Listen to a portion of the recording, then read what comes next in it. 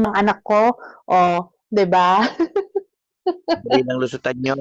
Madali lang ano yun, pasirain yung putang ina niyan.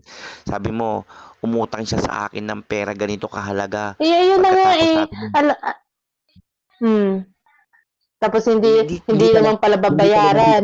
Oh. hindi talaga sila nag-iisip, no? Hindi talaga sila nag-iisip, no? Hmm, Akala ko, alam mo din, hinihintay ko talaga silang magano, i-avatar daw nila yung kamag-anak ko. Sabi ko, i-avatar nyo, pag nakuha nyo, yung nasa LTO na kamag-anak ko, ninong ko yun, ay di pasensyahan tayo. Eh, sabi ko sa kanila, kala nila ha, hinihintay ko lang. Yung nasa LTO, i-avatar nila.